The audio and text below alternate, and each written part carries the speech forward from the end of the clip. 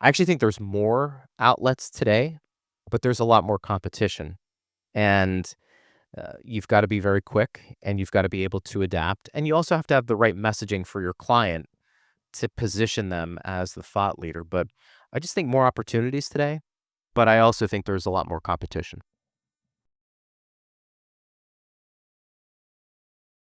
Now, before we start, so what's a little can you give us a little bit about your background, how you Sure. got into VR and So 20 years in sports broadcasting, which kind of led me to PR. So I grew up in Pittsburgh and went to Central Catholic High School. It's the home of Dan Marino, famous quarterback, of course, down in Miami, definitely. and then went to Duquesne University. So I stayed local, and Duquesne didn't really have a broadcasting school. They had a journalism school, and I studied business for 2 years. Didn't really like it, and went into journalism and wanted to do something in sports. So we didn't have your typical sports studio or studio in general where, the students can come in and really practice and take live phone calls and do programming. So I would take a tape recorder in the stands for basketball games and practice doing play by play. I had a guy with me who did the color commentary. And from there, once I graduated, I went to a studio and had to make CDs. That's how old I am, Melissa, too. That was my resume. The CDs. Same here. The now that you can, you basically do an MP3 now. But I had to do that. Sent it out to just a bunch of minor league baseball stations, and was fortunate to find a part-time job at the biggest radio station in Pittsburgh. At the time, it was ESPN Radio, Oh, wow. and I was a producer. And um, when you're a producer, you do everything. You're in control of the board, running for the on-air talent. You're taking phone calls, you're gathering sound, and it really allowed me to multitask and to understand behind the scenes. And I always tell younger people, Melissa, if you can understand behind the scenes, it will make you a better broadcaster. And I still hold true to that today. So I did that for a couple of years, and then with that at iHeart, which was the station, we had all of the sports teams there. So we had the Steelers, the Penguins, we had all the college teams. So there was opportunities to be on the air, which is what I wanted to do. And so from there, I did play by play for the University of Pittsburgh women's, did a little bit of the men's, did some TV play by play. Eventually had my own morning show, did call-in shows after games, and then was an executive producer for the Pittsburgh Steelers radio network. It was the first of its kind at the time, which was basically 24/7 content that we produced, and I hosted a 2-hour show, and that was a lot of fun because that's still in existence today. So, I was able to travel a lot with college teams. I was able to see how universities fly first class. I was able to call games at Madison Square Garden. I mean, just, as a young guy coming up in the business and also seeing some of the legends in my field in Pittsburgh prepare and do their thing, it really I think allowed me to get to where I am today. And so in 2013, my wife and I, 2012, we moved down here to Florida, and she had a great opportunity, so we took it. And then from there, worked with the Tampa Bay Lightning. I got a break doing some in-game hosting at the arena. The executive producer saw me and said, "Hey, I'd like you to apply for the radio network job." And then I've been doing that since 2015. So in addition to doing the PR, I still do the broadcasting, which, we bring it to PR here a little bit. I always tell my clients, I said, look, I can tell you what potentially a reporter is looking at from a story angle because I was and am on the air. So in many ways, I am getting pitched for certain guests to come on the show to a degree. So it really allowed me both sides to understand how they work, how they are intertwined, but also how they're different as well. Yeah, that's amazing. I know, and it's crazy because I had a similar journey. but my time was Clear Channel and radio, and you have like I had the overnights, so you're like running around trying to do the the broadcast for like other smaller like Yep. areas and stuff like that until and make them ready for 8 o'clock in the morning. Sure. It's Yeah, you're running so there with your little chart, making sure everything the commercials ran because a lot of people don't know overnights, and maybe they do. You might be in charge of one station, but they're, iHeart, as you said, Clear Channel at the time has 6 different stations, so you've got to make sure every 20 minutes the music is playing, and it's not usually like a little light bulb would come on, and you'd have to run down the studio to see if something was going on. So, right, something's wrong. um, yeah, there's always something wrong. You always have to put in a song or a commercial, but um, that is funny. I actually think working. I don't know how you feel because I know you do PR. You've done PR.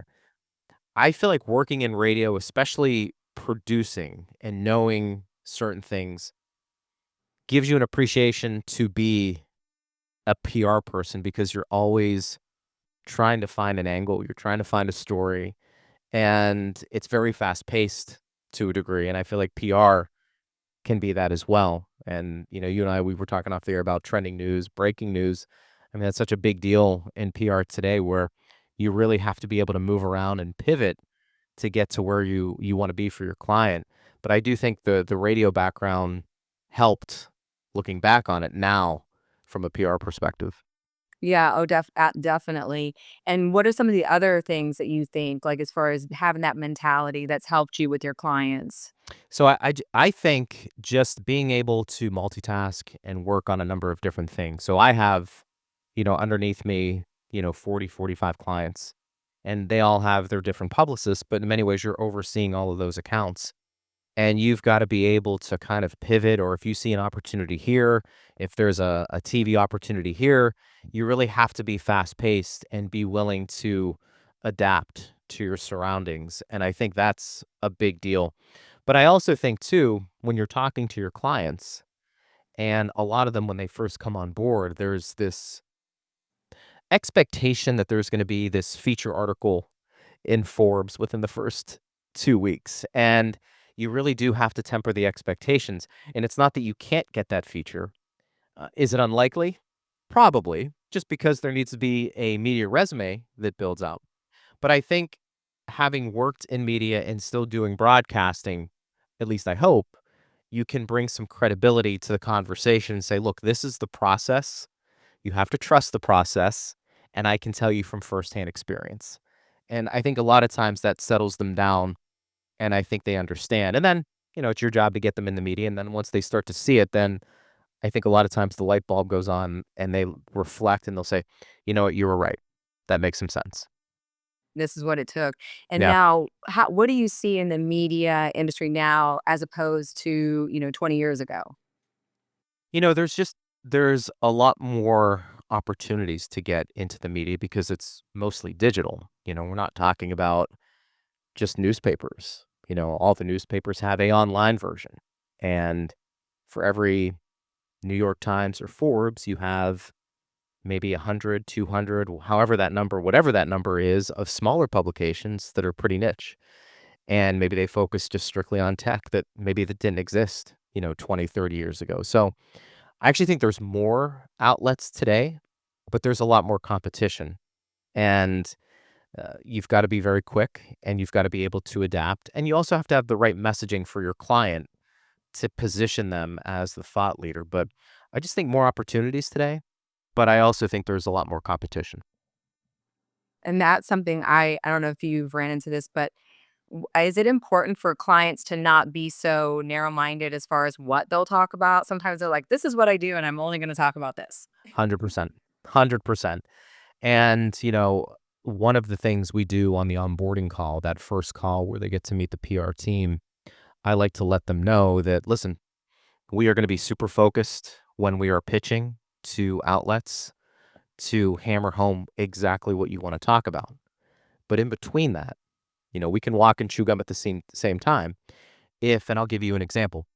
If you are, let's say, a business owner that sells, I'm exaggerating here, sells airplanes, but I get an opportunity from a reporter who says, "Hey, I'm looking for an entrepreneur who wants to talk about the economy today. Do you have somebody who can hop on?" I'm gonna go to you and say, "Look, this is a great opportunity for you to expand your horizon, get in the media, and build the media resume." So I completely agree with you. The ones who aren't willing to open up are the ones that don't see as much success, and the ones that see a lot of success are the ones that basically say, "Greg, you know what? You're the expert. Put the opportunities in front of me." And we always say, "You don't have to take all of them. If you want to pass on them, that's fine. It's our job to try and find a way to get you in the media." And usually, for the most part, we do a really good job of it. But the ones who have the most success will take anything within reason. And kinda, yeah, definitely be more broader.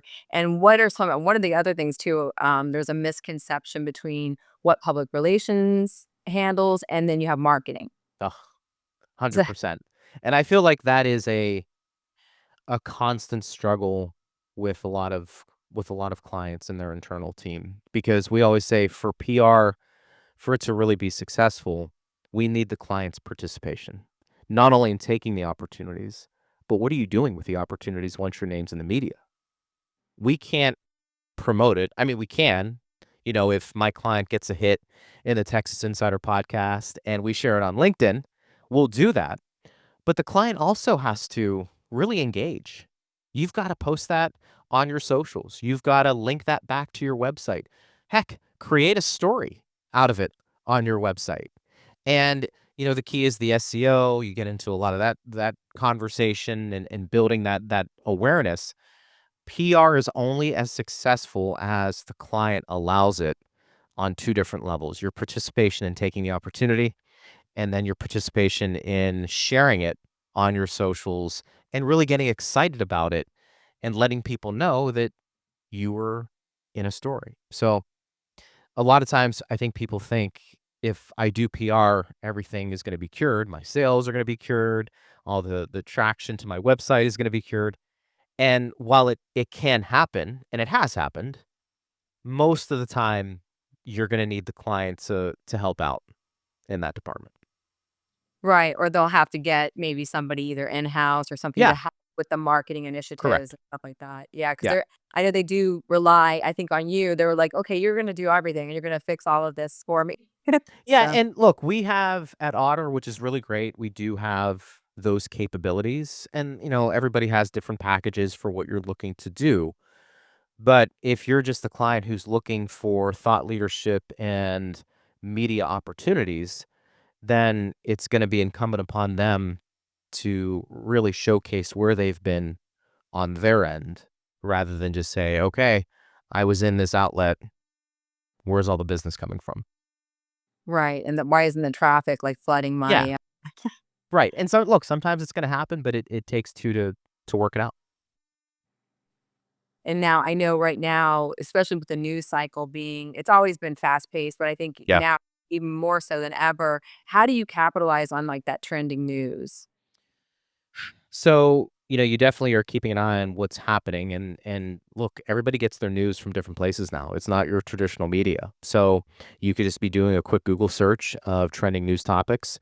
You could be going to your favorite website who maybe posts trending news stories.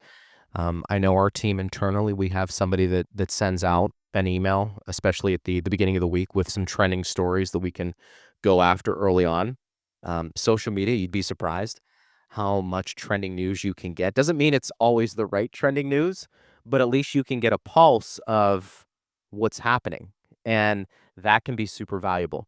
And then, obviously, if you're doing it right as a publicist, and I do it to a degree, and because you and I interact a lot of times as well, you're checking in with your sources. I mean, it's not uncommon for me to sit here while I'm, filling out forms or looking for other media opportunities to send 10, 15, 20 texts or emails saying, "Hey, just want to know if you need anything, let me know. I know you're covering this story." Or, "Hey, I know this is a big topic with the drones. I have a couple of really good cybersecurity experts, and I've got a military expert who maybe could provide some commentary. Do you need it?" And you'd be surprised more times than not. They're so appreciative of you reaching out and providing some clients that they usually take you up on it. And I think that's a combination of looking at different outlets for your news and then really just checking in with your sources to see what they need. And that would probably bring to like another point. So I know some PR, I mean, they might blast, and they're just gonna, blast decision or Yeah, blast sure. out stuff. And then, in that way, sometimes it brings something, but sometimes not. And I know you're saying too, we were talking about it, is that the picking up that phone and Yes. talking to, the client and staying, in touch, that you think that's kind of brings back, better, I guess, produces better outcomes. I think it does. I mean, look, I'm 44. I'm not that old, but I can tell you, the younger generation at times, I think there's a hesitancy to pick up the phone and just call somebody. And I'm even talking about clients. I think sometimes we've just grown up, this generation today, where you haven't had to do a lot of that. And I mean, I like talking to people, and I think it serves a couple of purposes. Sometimes you just want to let your client talk, and you can take in what they're saying, and oh, here comes some pitch ideas from that. The other thing too is just it makes you engaged. I just think that the more you know about your client, they're going to trust you. And I think that's super valuable today when trust maybe isn't always there on a lot of different levels. So I do think there has to be more of a personal connection with your clients. And I think there needs to be, within reason, a connection with your sources. And it could be just an email, could be a text. Sometimes it could be a phone call. But I think you do need to go above and beyond just sitting behind a keyboard and behind a computer. I think you do need to sometimes just pick up the phone, give somebody a call, and just talk. Get to know them. Yeah, like you're saying, there might be something that they're feeling. Also, you can head off not issues, but maybe miscommunications Yeah, and things like that. 100%. And those conversations I think go a long way for the client who, they want a certain amount of service. They're paying you to get them in the media, but it's a partnership, and a partnership shouldn't feel like work. Sometimes it does. Not every client is the greatest client. You do your best, but I think to be able to communicate on a consistent basis, I think goes a long way in the relationship between the two parties. Yeah, absolutely. And like we were talking about trends, how they've changed over the past 20 years. What about PR looking forward? What do you think's gonna any changes that you foresee happening? I think I was thinking about this today before our interview when it comes to traditional news versus where news is today. And I just think the different platforms are going to allow for more opportunities to have those media mentions. For instance, I think, you're always going to have the big boys like the Forbes and the Bloombergs and the Wall Street Journals. But I think for a lot of clients today, there could be an interesting podcast you never heard of that's more in their space that they feel is more valuable than going on a popular podcast on one of the mainstream networks. I mean, for instance, just look at the last 10 years, we could probably talk about the Joe Rogan podcast. I mean, I can't tell you how many clients wanna be on that more than they wanna be on, your traditional outlets. Not that they're gonna turn it down, but I think it's just a different way people are consuming media, especially the younger generation, and I think we are shifting more towards that type of media than, let's say, 15, 20 years ago. One, because of the technology, but I think two, people are a little more curious about the news. The last 10 years, I think a lot of people have been shaken a bit by what they've been told and where they're getting their news and what does that mean. And I think people want a different outlet or an alternative. And I mentioned Joe Rogan. There's quite a few others where people look at it and say, I want to be a part of that. I want to get on that show. I like Jordan Peterson, or I like a Dave Rubin or a Candace Owens or whatever that podcast may be. That didn't exist 15, 20 years ago. So I think it's Yeah. different from that perspective. Oh, yeah, definitely. That makes sense. And then also, I think it's more, not that it's well, in a way, more authentic, where they feel like they can be more it's somebody they identify with Yep. rather than, they used to call the news people the talking head. Like just back in the Sure. day, it's the person Yeah, yeah. delivering news and you're not supposed to be, but whereas podcasts and all the other different formats, they're really talking to the people and and not afraid to say, what they think. And I think people, yeah, they identify with that a little bit better. Yeah, and I think you get to know the person a little bit more, obviously. Like this podcast, you get a chance to sit down for somebody with 20, 30 minutes and really kind of see their personality and ask them some tough questions or nice questions or whatever those questions may be. For a typical commentary opportunity, the journalist probably isn't diving too much into the background of the client. Hey, you have 15 minutes. Let's talk about what's going on in the cybersecurity space. And you kind of ask your questions and then you're gone. And that now it's incumbent upon the publicist there to keep that relationship with that journalist for sure. But I think for the client, an interesting way to relay that message, those podcasts, I think, can be super powerful in a lot of ways because you get to see the client, you get to see their reaction, their emotion, and how passionate they are about a particular topic. Oh, yeah, definitely. Now, are there any things that people wanted to, I guess, know more about Otter PR? Where would they look for the company, the website, Yeah, or just go to the website, otterpr.com. Of course, they can reach out to me if they want to and check me out if they are interested in coming on board. I'm on LinkedIn, Greg Linnelli. I'm on X. Uh, X. I'm on it more for the broadcasting side of things to promote shows and things like that. But certainly, I know a lot of people get their information there. So yeah, if they want to go to the website at Otter, if they want to reach out to me personally and talk about opportunities, we're certainly always looking to bring in new clients. We have as you know, Melissa, a lot of different clients in a lot of different spaces, and we have good track records. So it's a lot of fun working with a variety of clients. There's never just one cybersecurity. It could be, investing. It could be Bitcoin, HR, business, anything really. We'll take and we'll have some fun. and now what about on the broadcasting side for Tampa Bay? How are they? What? Yeah, no, they can go there, at Greg Linnelli on X. Of course, if they're a Tampa Bay Lightning fan, and the Lightning have been really successful over the last handful of years, they won a couple of cups back to back. They can go to the Lightning website and see the latest, what's going on there. We're actually on, you know, everything now is on the phone. We have our own app, the uh, the Lightning app, so you can download that if you wanted to, and then you can listen to all the shows that are just right there. We talk about how people consume media. Right. Teams now have their own apps, so you can get all the content there. You can read the different stories, you can listen to podcasts, you can listen to the game, and that's where people can go for that. Oh, that's pretty cool. So that's for is that for just different teams, like professional teams? Yeah, so different teams probably have their own app at this point. The Lightning do, and it's really cool because, if you just wanna listen to the Tampa Bay Lightning, I do a talk show with the head play-by-play guy, Dave Mishkin, from noon to 1 every day. So and that's now on Spotify, it's on Facebook Live. I mean, there's like a YouTube, which is I have to make sure my hair is okay, before I go on, but Right. it's a lot of I mean, all that content then gets thrown to that app, and if you're a fan of that team, that's where you go for your content.